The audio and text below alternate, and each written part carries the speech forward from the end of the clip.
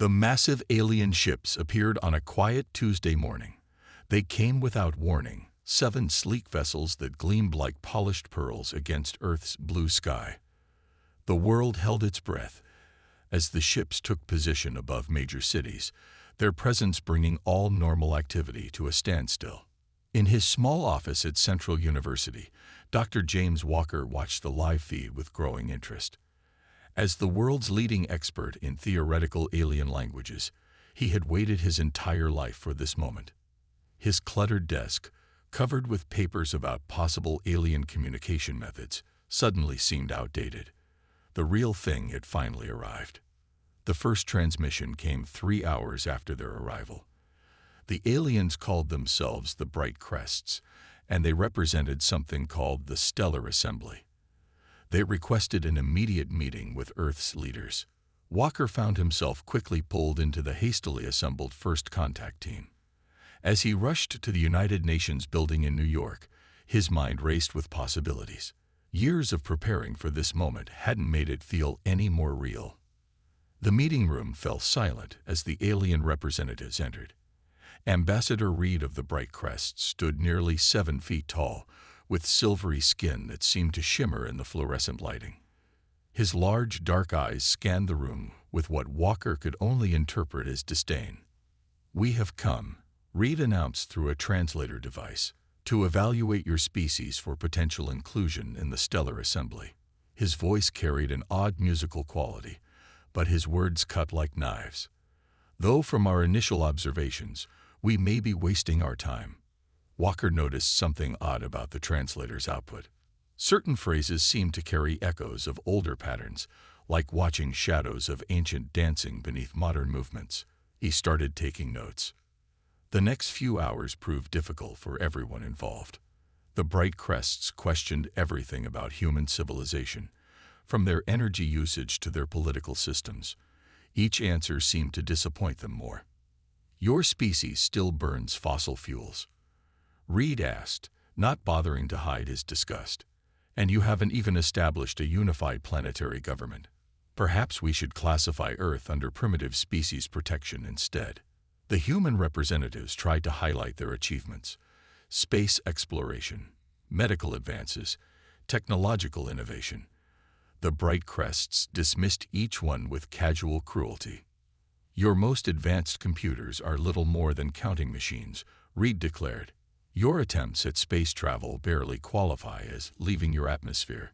Even your grasp of physics is fundamentally flawed." Throughout the meeting, Walker kept noticing strange patterns in the aliens' formal diplomatic language. Certain phrases they used seemed older somehow, as if they were quoting from something ancient without realizing it. He focused especially on their ceremonial greetings and formal declarations, which contained linguistic elements that didn't match their regular speech. The meeting ended with Earth being granted provisional contact status, the lowest possible rank in the Stellar Assembly. The Bright Crests would establish an oversight embassy in New York, but Earth would face strict limitations on trade and technology exchange. As the human representatives left the meeting, their faces showed a mixture of relief and humiliation. But Walker barely noticed their dejection. His mind was too busy processing the patterns he'd observed. That night, in his office, he began comparing recordings of the aliens' formal diplomatic language with every ancient text he could find. Something about their ceremonial phrases reminded him of archaeological records he'd studied, patterns that appeared in ruins across multiple continents. Walker worked until sunrise, his excitement growing with each new connection he discovered. The Bright Crests might think humans were primitive, but he was starting to suspect they were missing something massive about their own heritage. Sometimes, he realized, it took an outsider's eyes to see what was hidden in plain sight. The aliens had come to judge humanity, but in their arrogance, they might have revealed a secret that would change everything. 2 weeks after the Bright Crests' arrival, Walker hadn't left his research lab for more than a few hours at a time. The walls were now covered with printouts of alien diplomatic speeches and strange symbols from ancient Earth ruins. Dark circles under his eyes showed his lack of sleep, but he couldn't stop working. He was sure he was onto something big. "You need to see this," he told his research partner, Dr. Anna Thompson, pointing at his computer screen. Look at how the bright crests end their formal speeches.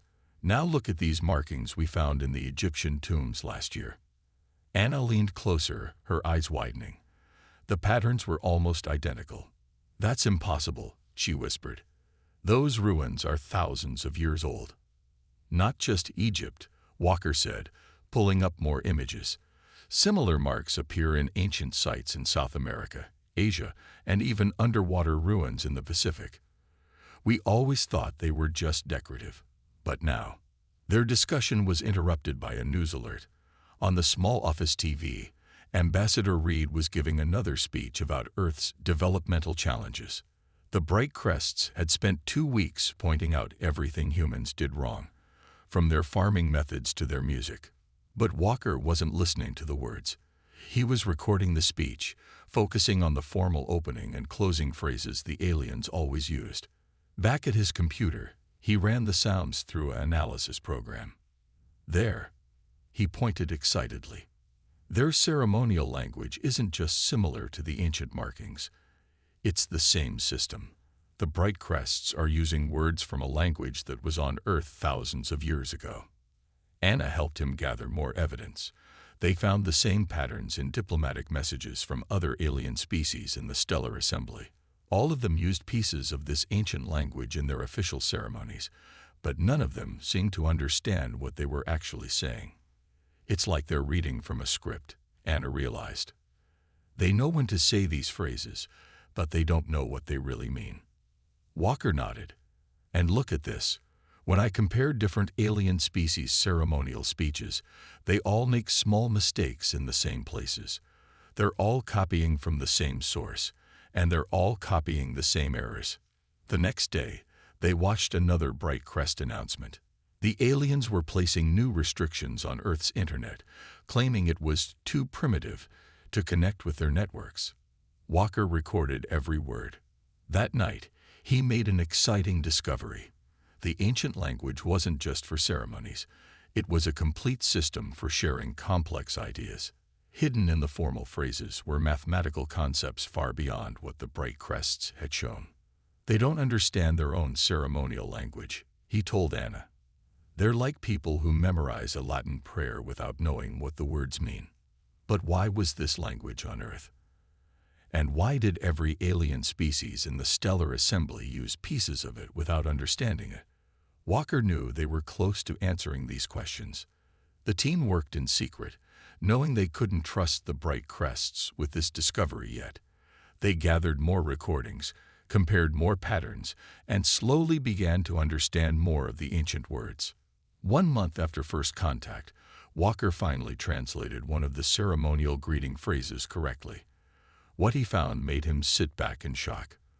The formal welcome speech that the bright crests used wasn't just a greeting. It was a key to something much bigger. The aliens might think humans were primitive, but they had overlooked something crucial. In their rush to judge Earth, they had missed the fact that their own most important ceremonies were speaking in a language that had been waiting on Earth all along. The breakthrough came at 3 a.m. Walker had fallen asleep at his desk again, surrounded by translations and star charts. The computer's alert tone woke him. On the screen, the translation program had finally finished processing all the ceremonial phrases from different alien species. It's not just a language, he muttered, staring at the results. It's instructions. He immediately called Anna, not caring about the early hour. When she arrived, her hair still messy from sleep, he showed her what he'd found. The ancient language appears in ruins all over Earth, he explained, pointing at his findings. But it also contains star coordinates. Whoever built those ruins wasn't from Earth. They were showing us where they came from. The bright crests had become more demanding over the past week. They now had observers in major research centers and universities, watching everything humans did. Walker's team had to work carefully to avoid attention. They discovered that the precursor civilization, the ones who created the ancient language, had been far more advanced than even the current stellar assembly. They hadn't just visited Earth. They had visited hundreds of worlds, leaving behind the same messages everywhere. "Look at this," Anna said, showing Walker a video of Ambassador Reed's latest speech. When he gives the formal blessing, he's actually reciting an equation for faster-than-light travel. But they don't understand it. They think it's just a traditional saying. Walker nodded. The precursors designed their language to survive. They knew that species would copy important-sounding phrases without understanding them. They were playing the long game. The team made another discovery that made them all sit in stunned silence. The precursors had left their most important messages on Earth. While other worlds got pieces of the language, Earth's ruins contained the complete system. They chose us, Anna realized. They must have seen something in early humans that made them think we could eventually understand their message. But their work was getting harder to hide. The Bright Crests had noticed increased activity in linguistics departments worldwide. They started asking questions about human language research. One afternoon, an alien observer visited Walker's lab. The tall, silver-skinned being looked around with its usual contempt. "We notice you spend much time studying communication," the observer said. "A primitive pursuit, but harmless enough. Your species seems obsessed with finding patterns where none exist." Walker kept his face neutral, even as his heart raced. On his hidden second screen, he was in the middle of translating a precursor message about advanced quantum physics. "We just want to understand our new friends better," he replied carefully. After the observer left, the team worked even harder. They now understood why the precursors had chosen Earth. Humans were good at seeing connections, at finding meaning in patterns. Most importantly, they weren't bound by thousands of years of copying things they didn't understand. Late one night, Walker decoded something that made him break into a cold sweat. The precursors hadn't just left messages, they had left behind working technology. Technology that could only be activated by speaking their language correctly. And the Bright Crests had filled their ships and diplomatic chambers with this ancient technology, thinking it was just ceremonial decoration. They used it every day, not knowing that every formal phrase they spoke was barely missing the trigger words to activate it. "We need to be very careful with this," Walker told his team. "But I think we found our way to show the stellar assembly that humanity isn't as primitive as they think." For the first time since the aliens arrived, he allowed himself to smile. Soon, very soon, the Bright Crests would learn what they had missed in their rush to judge humanity. Walker's team worked around the clock in the basement of the university library. They had moved their operation underground, away from the watchful eyes of the Bright Crest observers. The room was hot and cramped, but it was safe from alien surveillance. "Everyone needs to see this," Anna said, waving the team over to her computer. She had just finished translating a particularly complex section of the precursor language. "These aren't just random ceremonial phrases the aliens are using. Every single greeting, every formal speech, they're all pieces of a manual." Walker leaned over her shoulder, his eyes widening as he read. The precursors hadn't just left behind technology. They had hidden the instructions for using it in plain sight, knowing that younger species would copy their words without understanding them. "The Bright Crests have ships full of advanced technology," he said, "but they're using it at maybe 1% of its real power. It's like they have a supercomputer, but they're only using it as a paperweight." The team had discovered something else interesting. The precursors' language wasn't just about technology. It contained philosophy, art, and music. An entire civilization's knowledge hidden in what the Stellar Assembly thought were just formal diplomatic phrases. One of the researchers, Tom, burst into the room with new recordings from the latest alien diplomatic meeting. "You won't believe what they just did," he said, hooking up his tablet to the main screen. The Bright Crests just used the activation phrase for an entire defense system without realizing it. They were one syllable off from turning on every piece of precursor tech in their embassy. Walker watched the recording carefully. The aliens were so close to the truth, yet their arrogance kept them from seeing it. They were too proud to imagine that primitive humans could understand something they couldn't. The team made another breakthrough that evening. Anna discovered that many of the formal phrases used in stellar assembly meetings were actually safety protocols. The aliens had been unknowingly reciting operation manuals and emergency procedures for thousands of years. "Look at their ceremonial greeting," she pointed out. "If you say it correctly, it activates a universal translator that's far more advanced than what they're using now. But they've been mispronouncing 3 key sounds for generations." The irony wasn't lost on anyone. The bright crests looked down on human language skills, yet humans were the first to truly understand the words the aliens used every day. Walker spent hours practicing the correct pronunciations. They would only get one chance to prove what they had discovered, and it had to be perfect. One wrong sound could ruin everything. The opportunity was coming soon. The Stellar Assembly had announced a major diplomatic gathering to discuss Earth's status. Representatives from all major alien species would attend. The Bright Crests planned to use the meeting to put even more restrictions on human development.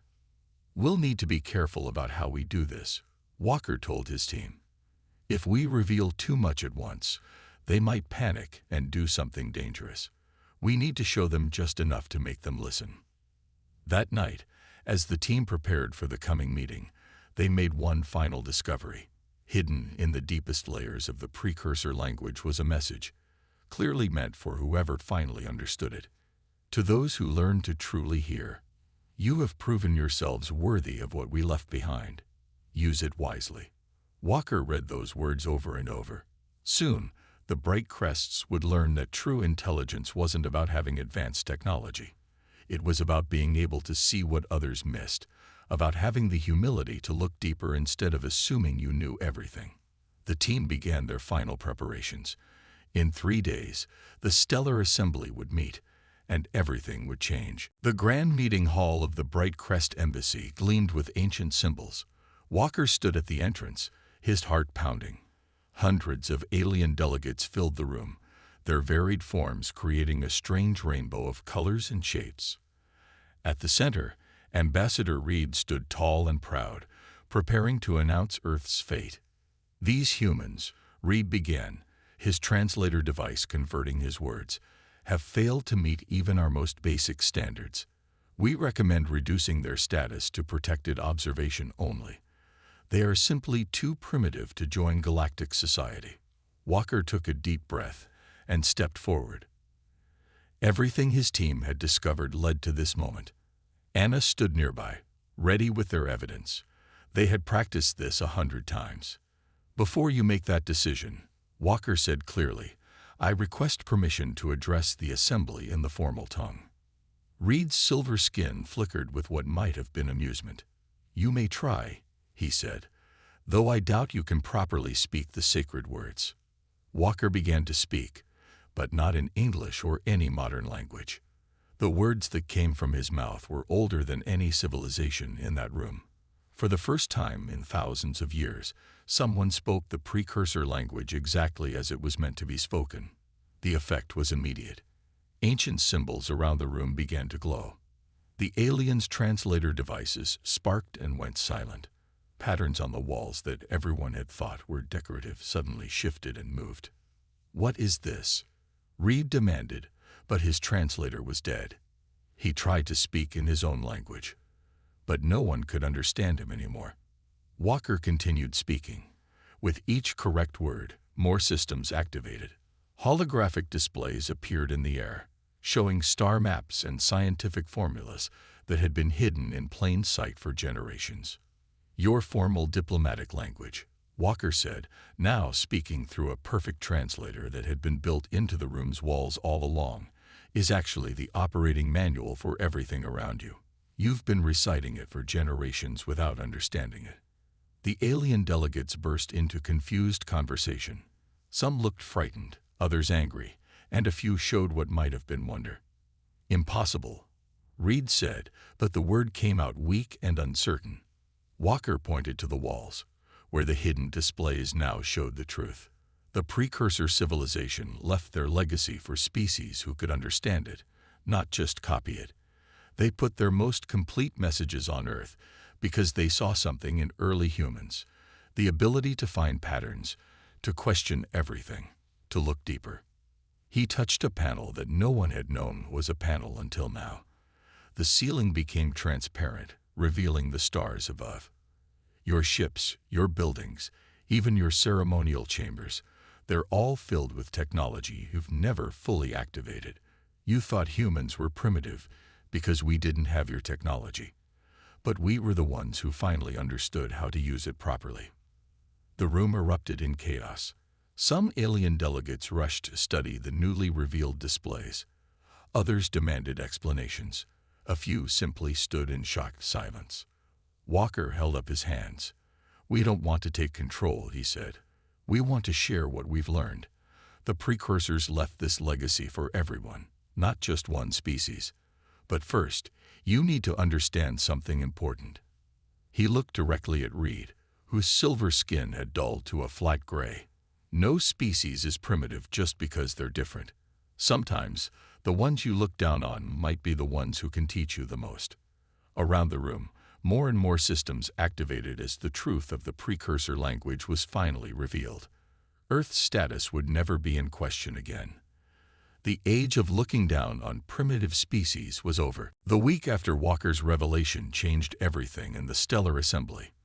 The grand halls of the alien embassy, once filled with the bright crest's proud declarations, now buzzed with very different conversations. Representatives from 30 different alien species crowded around human linguistics experts, eager to learn the true meaning of words they had used for generations. The bright crest's influence crumbled as their leadership role was questioned by everyone. "Show us again," a blue-skinned delegate from a distant star system asked Walker. "Show us what the morning greeting really means." Walker spoke the ancient words correctly, and a hidden door opened in what everyone had thought was a solid wall. Behind it lay a room full of advanced scientific equipment that had waited thousands of years to be discovered. "Your people's ceremonial greeting," he explained, "wasn't just a greeting. It was an access code to the precursor's research facilities. They're everywhere in your buildings, but no one knew how to open them." Ambassador Reed was no longer in charge of the embassy. The bright crests had lost too much respect after it became clear how wrong they had been. Other alien species began to break away from their control, forming new alliances. Anna led a team teaching the correct pronunciation of the precursor language. "Every sound matters," she told a group of eager aliens. "Change one tone, and you might turn a power station activation code into a simple hello." The Stellar Assembly was changing fast. Species that the bright crests had labeled as primitive were suddenly valuable allies. Everyone wanted to learn from Earth's linguists and archaeologists. "We found similar ruins on our world," a reptilian delegate told Walker, "but we thought they were just ancient artwork. Now we know they're technical manuals for devices we've had all along." More discoveries came every day. The precursor technology, finally activated correctly, was far beyond anything the Stellar Assembly had. Spaceships that could cross galaxies in days, medical devices that could cure almost any disease, power sources that never ran out. Walker's team worked hard to share everything they learned. They knew the precursors had wanted their knowledge shared with everyone, not kept secret by one species. "Your translation was wrong here," he told a group of alien scientists, pointing at their ceremonial text. "This isn't a prayer for good fortune. It's instructions for building a device that can terraform planets." The bright crests tried to maintain some control, but their power was gone. Other species had seen how their arrogance had kept everyone from advancing. Nobody wanted to follow leaders who had been so blind to the truth. One morning, a group of alien delegates came to Walker with an important request. They wanted Earth to lead a new research council. Humans would help everyone understand the precursor legacy correctly. "You prove that true intelligence isn't about having advanced technology," one delegate said. "It's about being able to learn and grow. About admitting when you're wrong and being willing to look at things in new ways." Walker looked around the room that had changed so much in just a week. Where there had once been mockery of humans, there was now respect. Where there had been arrogance, there was now a desire to learn. But he knew the real work was just beginning. Understanding the precursor's knowledge was a huge responsibility. Earth would need to be wiser than the bright crests had been. They would need to help everyone grow together, not push anyone down. The age of looking down on primitive species was over. A new age of cooperation and discovery was beginning.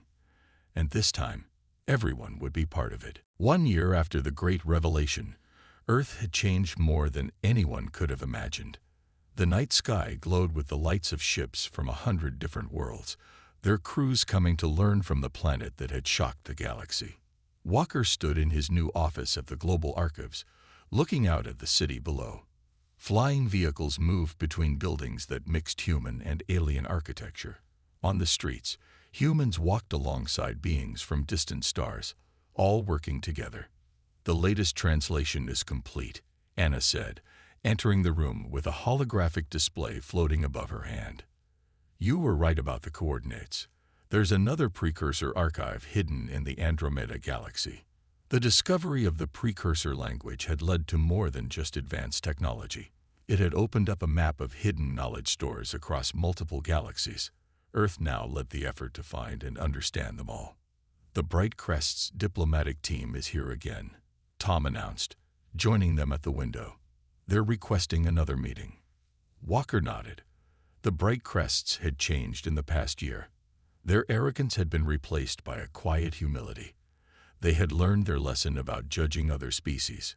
In the main meeting room, the silver-skinned aliens sat quietly as Walker explained the latest discoveries. Their former ambassador, Reed, was among them, though he no longer held any power. "We found something you'll want to see," Walker told them, activating a holographic display. "The precursors left a message about your species. They visited your world too, long ago. They saw great potential in your people." Reed looked up, surprise showing in his dark eyes. "But we failed to see what was right in front of us," he said quietly. "We became so proud of copying the words that we forgot to understand them." The meeting was interrupted by exciting news. A team of human and alien scientists had just activated another piece of precursor technology.